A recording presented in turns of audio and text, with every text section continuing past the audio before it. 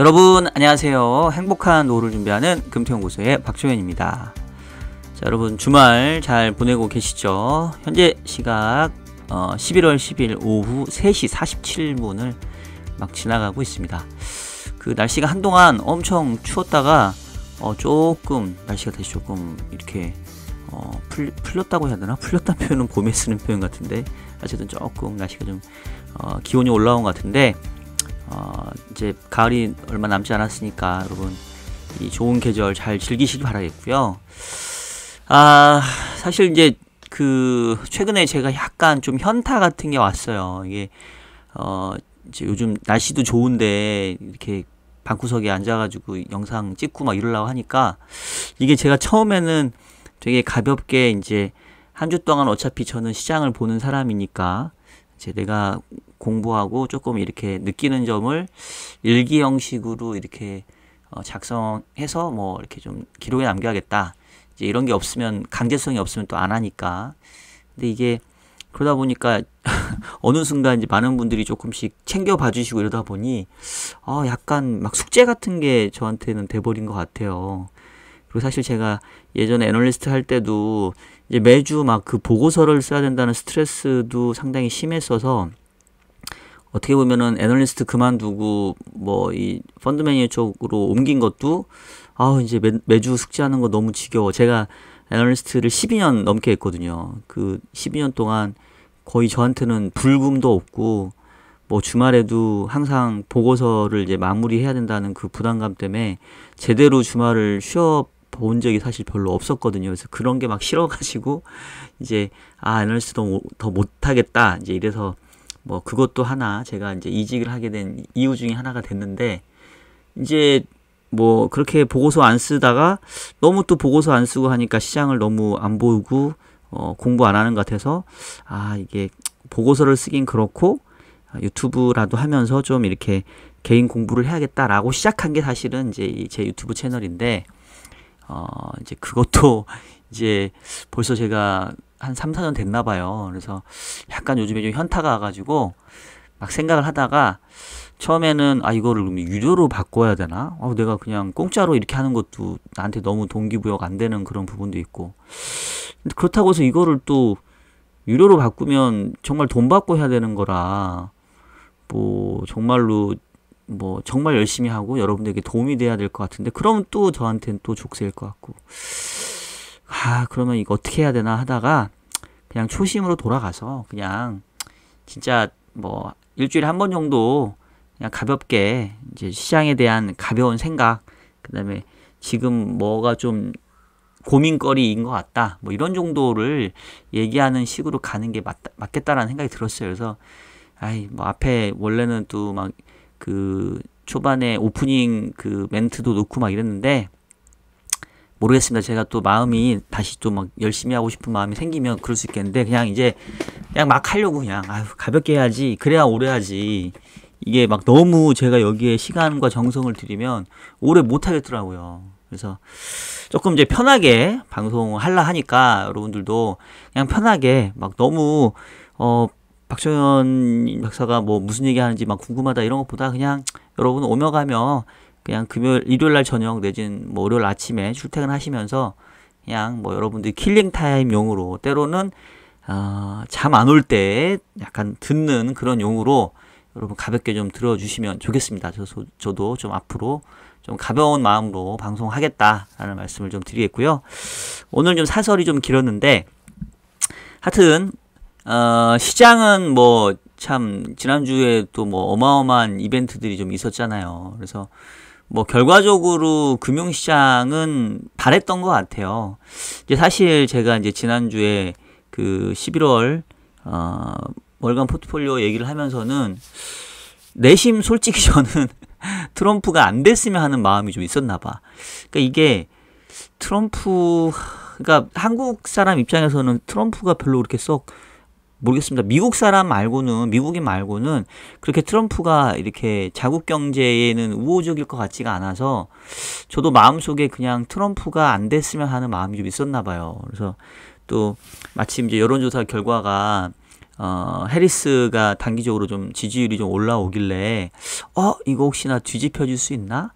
내지는 뭐 트럼프가 된다 하더라도 조금 약간 이렇게 뭐 아주 그 치열하게 거의 막상막하 수준으로 되고 적어도 상원이나 하원 둘 중에 하나는 뭐 민주당이 수성을 하겠지 뭐 이제 이런 생각을 좀 했었나 봐요. 기대를. 근데 저의 기대는 뭐 그 보란 듯이 아주 그냥 우습게 돼버렸는데 일단 뭐 선거 결과를 보고 가면 지금 대선 결과는 그 312대 226표 거의 270이 이게 이제 흔히 말하는 그 승리할 수 있는 최소 의석인 숫자인데 이거를 뭐 훨씬 넘어서 버렸으니까 압승이라고 봐야 되겠죠, 이 정도면.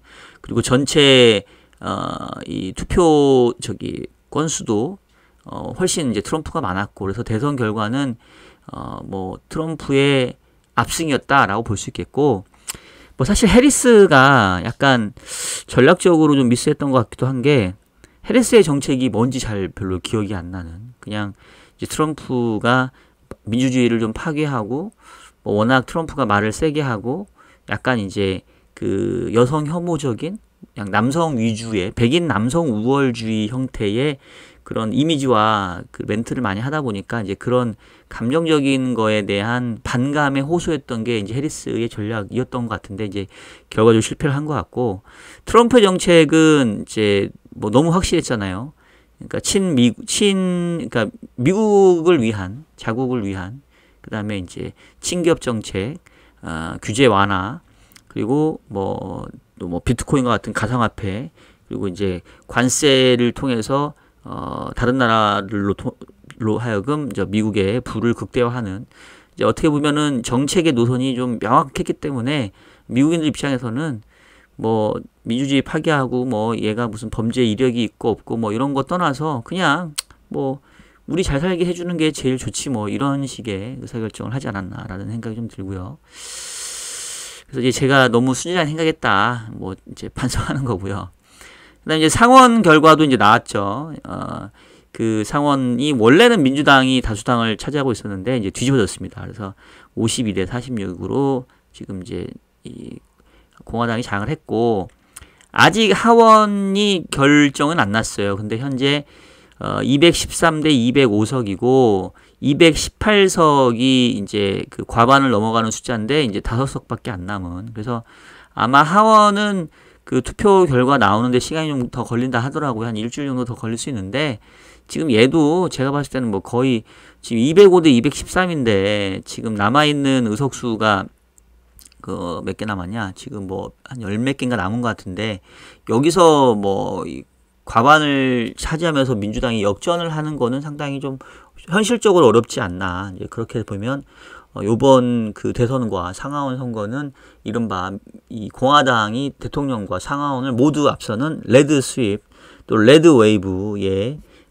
결과였다라고 볼 수 있겠고 이제 이게 어떻게 보면은 그 현재의 트럼프와 공화당이 향후에 이제 정책을 추진하는 데 있어서 아주 강력한 그 형태가 되겠죠. 대통령도 공화당 출신이고 상원과 하원을 모두 공화당이 장악하고 있으니까 뭐 상당히 그 트럼프가 추진하고자 하는 정책들, 공화당의 어떤 정책의 노선이 그대로 이 정책에 반영될 가능성이 크기 때문에 이제 그런 측면에서는 이 강력한 이 미국 경제의 어떤 정책들이 나올 수 있다라는 거고 그게 일단은 뭐 금융시장 입장에서는 공화당의 정책이 민주당보다는 친기업적인 성향이 많다 보니까 상당히 좀 환호했던 것 같습니다. 그래서 지금 뭐 다행인 게 어떻게 보면 선거 결과가 빨리 나왔기 때문에 거의 하루 만에 그냥 게임 끝나버렸잖아요. 그 장중에 되게 웃겼던 게 수요일 날 그냥 오전에 잠깐 반짝 여론조사 결과 나와가지고 해리스가 이길 수 있나? 해리스가 우세하다는 여론조사 나와가지고 처음에 장 초반할 때 했다가 바로 그냥 게임 끝나버렸더라고요. 그래서 너무 싱겁게 끝났기 때문에 금융시장 입장에서는 불확실성 해소까지 받아들여지면서 미국 주식시장이 뭐 이른바 뿜었다라는 표현이 좀 맞는 것 같고 뭐 다들 얘기하지만 이번 대선의 가장 큰 그 승자 바로 이 테슬라의 일론 머스크죠. 사실 테슬라라기보다는 그 언론에서도 보면은 일론 머스크가 테슬라의 지분이 20%인가밖에 안 되고 그 스페이스X 그 저기 뭐야 우주 항공 기업 그다음에 이제 얘 트위터 X 스페이스X인가가 거의 100%고 X인가가 또 뭐 60%인가 지분 들고 있더라고요. 그래서 어떻게 보면은 이제 테슬라보다는 스페이스X나 X가 더 수혜를 볼 수도 있겠는데 지분으로만 봤었을 때는 어쨌든 테슬라가 추구하는 향후에 FSD 완전 자율주행 관련된 부분 이런 부분들 감안해서 뭐 향후에 규제 완화까지 이루어지면서 아주 날개를 달지 않겠냐 이러면서 지금 테슬라의 주가가 보시는 것처럼 뿜어버렸죠. 뭐 전고점 사상 최고치에는 아직은 부족하긴 하지만 올해 내내 조금 부진했던 주가의 모습을 완전히 지금 벗어나는 모습들을 좀 보여주고 있습니다. 그래서 일단 뭐 미국 시장 입장에서는 미국 주식은 너무너무 뭐 이게 지금 더할 나위 없이 좋은 상황이고 제가 뭐 몇 주 동안 뭐 일드갭 얘기를 좀 했었긴 했는데 사실 밸류에이션 상에서는 계속 부담되는 수준이 맞긴 맞거든요. 근데 이게 정책의 모멘텀이 그러니까 제가 시장을 볼 때 항상 두 가지를 본다고 말씀을 드렸는데 하나는 밸류 또 하나는 이제 모멘텀인데 밸류에이션에 대한 부담을 모멘텀이 압도하는 뭐 그런 상황이라고 해야 될까요? 왜냐면 만약에 트럼프가 대선에 당선됐다 하더라도 이 상하원을 모두 공화당이 가져가는 레드 스왑이나 레드 웨이브가 아니었다라고 하면 이 이른바 트럼프 트레이드의 약발이 저는 빨리 그냥 사그라졌을 수도 있었을 것 같아요. 그냥 어떻게 보면은 대선 결과 나온 게 단기 고점이 될 수도 있었을 것 같긴 한데 이제 레드 스왑에 대한 가능성 아직 뭐 하원이 결정 안 났으니까 확정되다 보니까 정책의 추진력 자체가 계속 강할 거다라는 그 모멘텀이 당분간은 시장에 좀 살아있지 않겠냐라는 생각이 듭니다. 그래서 미국 시장 뭐 너무 비싸긴 한데 이게 단순히 비싸니까 미국 주식 다 내다 팔아야 된다 이런 얘기를 하기가 상당히 좀 어려워졌죠. 그래서 일단은 뭐 갈 때까지 가봐야 되는 상황이 좀 된 것 같고요. 반면에 이제 한국 시장은 좀 애매하죠. 애매합니다 많이. 굳이 정책을 비교하자면 이제 미국은 저렇게 정책의 추진력이 강한 형태지만 우리나라는 지금 전혀 그런 상황이 지금 아니잖아요. 그래서 뭐 국내 정치 얘기는 잘 안 하겠습니다. 어쨌든 간에 뭐 추진력을 얻기가 어려운 상황이기 때문에 지금 상대적으로 이게 뭐 정말 싼 게 비지떡 같은 그런 상황인 것 같고 뭐 한 가지 그래도 위안을 찾자면 현재 이 외국인이 11주 연속으로 코스피 시장에서 순매도를 이어가고 있는데 지난주에 순매도 규모가 좀 줄었더라고요. 그 전까지는 다 1조 원대 이상이었는데 지난주는 1200억 정도로 순매도 규모가 줄었다는 게 이제 그나마 이제 뭐 위안거리라고 하면 위안거리라고 볼 수가 있겠고 주간 단위로 봤었을 때는 여전히 삼성전자 계속 매도세를 이어갔고 반면에 이제 하이닉스는 확실히 좀 매수를 하면서 지금은 이제 삼성전자와 하이닉스가 완전히 이제 다른 리그로 가는 모습을 보여주고 있어요. 지금 삼성전자는 하염없이 꼬라박고 있고 하이닉스는 올라가고 약간 이 삼성전자는 대한민국 주식회사 대한민국 하이닉스는 주식회사 미국 뭐 이런 느낌을 보여주는 것 같아서 상당히 좀 씁쓸하긴 한데 어쨌든 HBM을 필두로 해서 이 AI 반도체, AI 가속기에 대한 확실한 그 수익성을 보여주고 있는 하이닉스에 대해서는 외국인도 순매수로 화답하고 있고 여전히 마땅한 길을 보여주지 못하는 삼성전자는 계속 57,000원에서 좀 헤매고 있고 어떻게 보면은 이 코스피와 삼성전자가 같은 모습이라고 좀 볼 수 있겠는데 뭐 영원히 이러지는 않겠죠. 언젠가 그 어떤 반등의 계기를 잡겠죠. 잡아야 될 텐데 아직은 눈앞에는 지금 잘 안 보이는 것 같습니다. 일단 뭐 제가 주간 단위로 계속 그 시장을 마취해서 말씀을 드릴 거니까 뭐 요번 주에는 딱히 당장 이번 주에 뭔가 변화가 보입니다. 뭔가 모멘텀이 좀 있을 것 같아요. 뭐 이런 얘기를 하기가 상당히 좀 어렵지 않나라는 생각이 듭니다. 그래서 일단은 뭐 미국 주식과 한국 주식으로만 대별한다고 한다면 밸류에이션상에서는 한국 주식이 압도적으로 싸지만 반대로 모멘텀은 압도적으로 미국이 좋고 현재로서는 그 모멘텀이 이 레드 스윕, 레드 웨이브로 인해서 추진력을 얻을 가능성이 커졌기 때문에 당분간은 밸류에이션보다는 모멘텀이 압도하는 그런 장이지 않겠냐. 뭐 이렇게 좀 볼 수 있겠고요. 다만 이제 이 시장이라는 게 또 이렇게 또 어느 순간 영원할 것 같지만 좀 변하거든요. 그래서 당장의 어떤 모멘텀을 이제 인정은 하되 이게 변할 수 있는 가능성은 항상 늘 염두에 두고 시장을 좀 봐야 되지 않을까 싶습니다. 자, 그 다음에 이제 채권 시장의 움직임인데 그래도 채권 시장이 뭐 지난주에 트럼프 트레이드 입장에서만 보면은 채권 시장에서는 좀 트럼프 트레이드 효과가 빨리 약발을 다하는 약간 소진되는 이런 형태를 좀 보여줬어요. 일단 미국채 금리 같은 경우에 그 지난주 주간 단위로 10년물 같은 경우 거의 8bp 정도 하락을 했고 물론 2년 금리는 좀 더 오르긴 했지만 그러니까 결과적으로 이 트럼프의 감세 정책과 반이민 정책 그다음에 재정 확대가 향후에 국채 발행을 증가시키고 이 물가를 상승시키면서 채권 시장에는 부정적일 거다. 이제 이런 우려들이 좀 강했고요.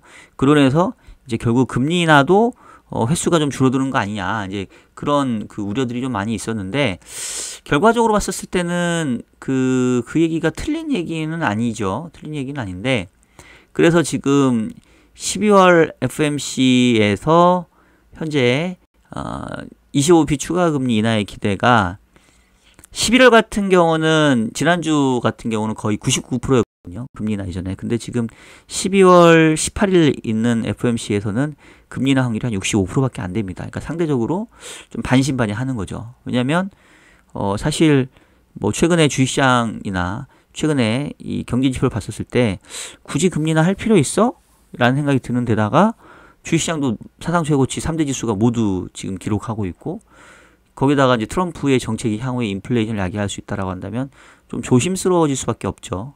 실질적으로 매파적인 위원들은 뭐 내년도 올해 연말까지는 아니지만 내년도에 예상했던 것보다는 금리나 회수가 줄지 않겠냐라는 지금 얘기들을 하고 있으니까 그래서 요거 자체는 이제 채권 시장의 부담 요인이긴 한데 그럼에도 불구하고 단기적으로 미국 금리가 이제 너무 단기 급등한 부분 4.5까지 갔었으니까 그래서 요거 정도는 좀 과하지 않았나 이제 이게 지난주에 그 중반 이후에 나타나면서 지금 금리는 좀 고점은 조금 어느 정도 확인을 하지 않았나라는 생각이 듭니다. 그래서 제가 지금 지난주 같은 경우에 포트의 방향으로 미국 주식 팔고 미국 채권을 사는 게 낫겠다는 말씀을 드렸는데 뭐 현재로서는 둘 다 좋아 보이긴 하는데요. 뭐 지금 일단은 뭐 미국 주식을 막 더 팔아 제껴서 이걸로 미국채로 온통 갈아타고 이럴 필요는 없는 것 같고 그냥 현재로서의 방향성은 국내 자산을 팔고 미국 자산을 사는 뭐 이런 움직임이 좀 끝났으면 하길 바랬는데 이게 쉽게 끝날 것 같지는 않다. 뭐 하물며 미국 채권까지도 나빠 보이지 않는다. 주식은 모멘텀 계속 좋고 뭐 이제 이런 말씀을 드릴 수 있겠고요. 국내 자산 시장에서 강세를 보이는 유일한 자산을 꼽으라면 채권이라고 볼 수 있겠네요. 지금 지난주에도 금리가 좀 하락을 했는데 그 사실 미국 금리가 많이 올랐을 때 국내 채권 금리가 거의 별로 많이 안 올랐어요. 차트를 보시면 지금 미국채 10년 금리가 3.58에서 4.5까지 거의 100bp가 지금 9월 중순 이후에 올라갈 때 국고채 10년짜리 금리는 거의 그냥 비슷한 정도 수준 뭐 저점 한 10bp 정도밖에 안 오른 이런 느낌인데 일단 기본적으로 미국의 경기 환경과 한국의 경제 환경은 너무 다르고 그 다음에 오히려 트럼프의 당선이 한국 경제에는 부담으로 작용할 수 있고 나아가서 생각해보면 결국은 트럼프의 정책은 자국의 경기 부양을 강제할 수밖에 없을 거거든요. 즉 니네 이제 우리 미국한테 물건 팔아서 그걸로 돈 벌 생각하지 말고 니네 나라 내수를 부양해 뭐 이런 형태로 갈 가능성이 있기 때문에 그렇다고 한다면 가뜩이나 내수 여건 좋지 않기 때문에 결국은 뭐 외환시장이 조금 환율이 불안하긴 하지만 어느 정도 그것만 완성된다고 한다면 국내에서는 경제 상황을 놓고 보면 결국은 금리 인하라고 하는 경기 부양책을 써야 될 수밖에 없는 거 아니냐. 이제 그런 기대들이 좀 시장에 좀 반영이 되고 있는 것 같아요. 그래서 일단 국내 채권 금리는 상당히 상승이 제한적이었고, 뭐 12월은 아니더라도 뭐 내년도 초에 대한 금리 인하에 대한 기대들이 상당히 좀 살아있다. 뭐 그런 관점에서 보면은 그나마 이 원화 자산 시장에 보면 주식, 채권, 외환 중에 보면 그래도 채권을 가장 후한 점수를 줄 수 있겠고, 주식과 외환의 경우에는 단기적으로는 조금 부정적이죠. 근데 환율도 지금 1,400원대 찍었다가 이제 살짝 왔는데, 제 생각에는 외환 시장이 원화가 약세로 지속해서 가는 것도 좀 쉽진 않을 것 같은 게, 이게 트럼프의 정책을 이렇게 들어보면 사실은 이제 말이 안 되는 것들이 많아요. 양립이 되지 않는. 근데 결론은 그냥 미국 경제에 좋은 거는 다 지들이 갖겠다라는 약간 완전히 그냥 지멋대로 정책인데, 뭐 예를 들면 이런 거죠. 미국 경제는 좋아야 되고, 근데 미국에다가는 물건을 팔지 말고 미국산을 써야 되고, 그래서 달러화는 너무 강하면 안 되니까 조금 약해야 되고, 그 다음에 금리도 너무 높으면 안 되니까 좀 낮아야 되고, 그러니까 뭐가 좋으면 뭐는 안 좋은 그런 어떤 그 반대 관계가 있어야 되는데 그런 게 없어. 그냥 트럼프는 무조건 금리 높으면 안 되지. 달러 너무 강해지면 뭐 또 수출에 불리하지. 경제는 근데 좋아야지. 뭐 하여튼 이런 식이기 때문에 제 생각에는 조만간에 트럼프가 이제 그 실제 이제 이미 대선 관련은 끝났고 이게 공식 취임이 1월 2일인가 며칠인가 할 텐데 아마 그 전에 또 정책에 대해서 얘기할 기회들이 있겠죠. 그러면 분명히 제가 봤을 때는 이 고금리와 달러 강세에 대해서도 불편함을 얘기할 것 같아요. 그래서 지금 트럼프 말 한마디면 자산시장 아마 금방 왔다 갔다 할 거거든요. 그래서 그렇게 보면 원화가, 그러니까 대한민국 경제 여건이 좋아져가지고 강세로 가기보다는 트럼프가 왜 달러가 강세고 원화가 약해? 그러면 니네 환율 조작하는 거 아니야?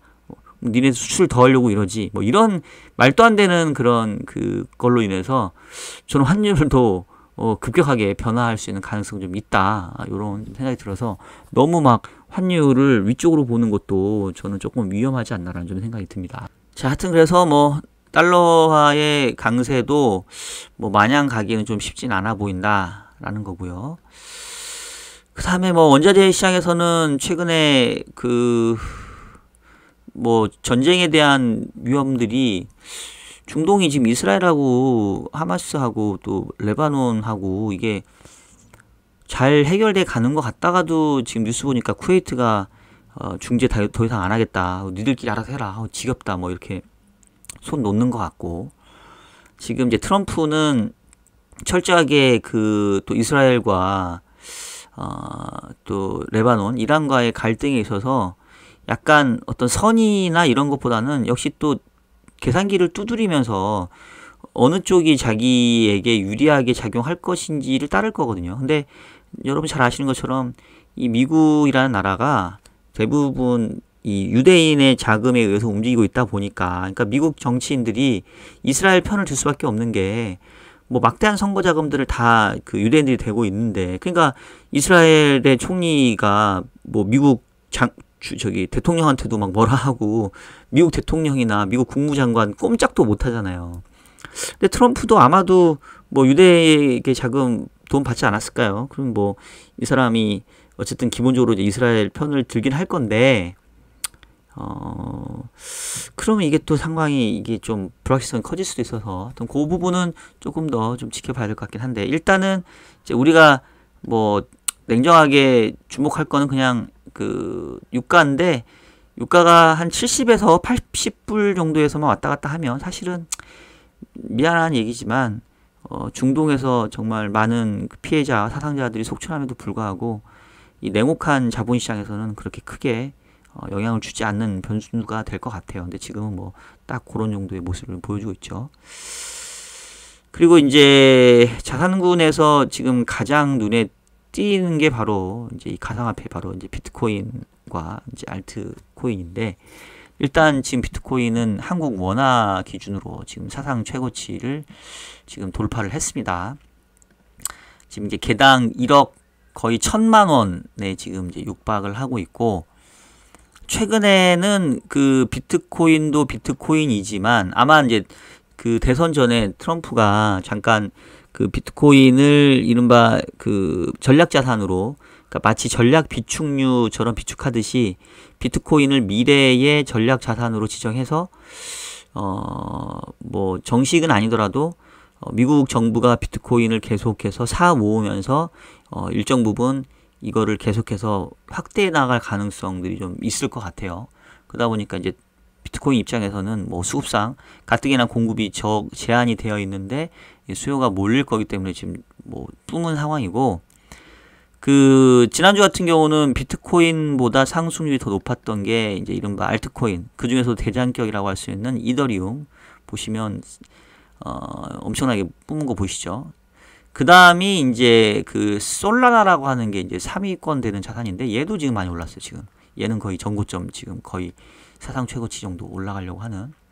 그래서 뭐 이제 연금 투자하고는 조금 결이 다르긴 한데, 제가 그 가상화폐에 대해서는 가끔 말씀드리잖아요. 이게 어쨌든 간에 다양한 자산군에 투자를 하는 게 상당히 중요하고, 이제 이 가상화폐가 이미 ETF를 통해서 제도권 안에 들어왔기 때문에 투자할 수 있으면 투자해야 됩니다.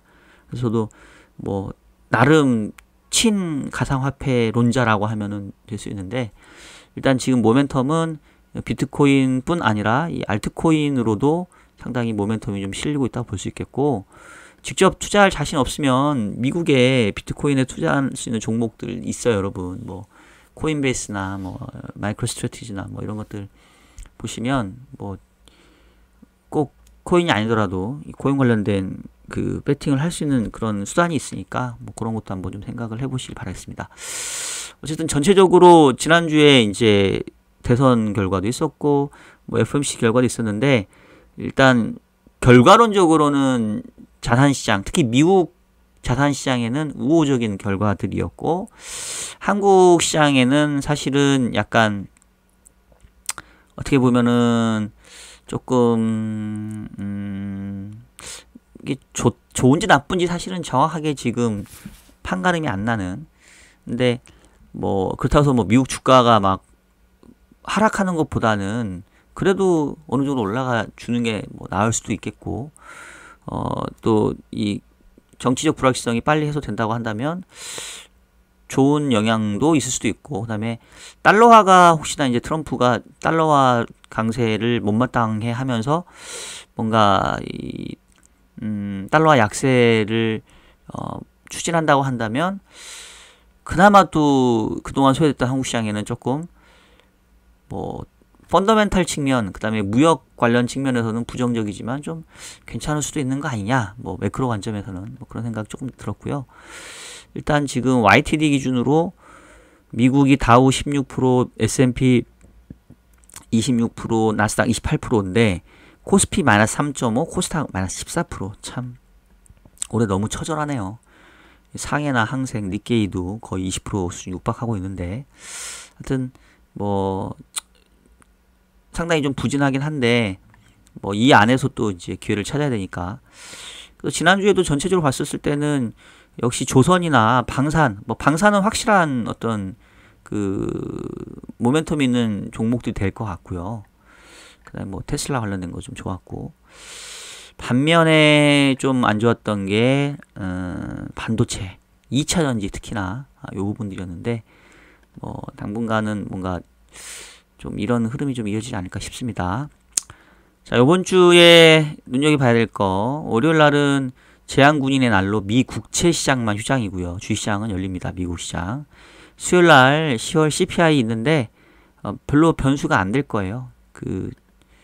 제가 좀 추정을 해봤는데 지난달하고 별 차이 없게 나오더라고요. 지금 지난달이 2.4 나왔는데 제 추정치는 한 2.5 정도? 2.4, 2.5 정도. 그래서 뭐 이 정도면 크게 영향은 좀 안 줄 것 같고, 그 다음에 목요일날 뭐 생산자 물가 마찬가지고, 뭐 딱히 다음 주에 뭐 특별하게 뭐 이벤트가 없습니다. 그래서 일단은 좀 다음 주는 이제 아마도 하원 선거 결과가 나오겠죠. 그래서 레드 수입이 이루어진다라고 한다면 현재 정책 모멘텀에 대한 기대감이 좀 더 이어질 수 있고, 혹시나 이제 넉놓고 있었는데 하원이 역전 수긍할 수도 있잖아요. 만약에 그러면 조금 약발이 좀 빨리 떨어질 수도 있겠다. 뭐 이런 정도를 여러분들에게 좀 말씀드릴 수 있을 것 같습니다. 자, 여러분 오늘 방송은 이 정도로 마치도록 하겠습니다. 자, 지금까지 주간 이슈 분석 보내드렸고요. 좀 가볍게 말씀드렸던 것처럼 그냥 제가 여기에 너무 시간을 들이면 저도 힘들고, 여러분들은 길게 보면 제가 이거 힘들면 못하는 것보다는 그래도 하는 게 낫잖아요. 그죠? 예, 그래서 하여튼 앞으로는 좀 힘을 빼고 방송하겠다라는 말씀 다시 한번 드리면서 여러분들 남은 주말 잘 보내시길 바라겠고요.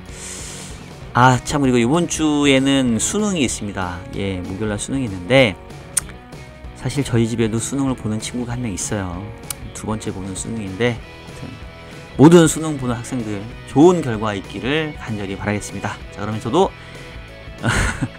저는 다음 주 일요일날 좀 더 가벼운 내용으로 여러분들 찾아뵙도록 하겠습니다. 여러분 다음 주에 뵐게요. 안녕.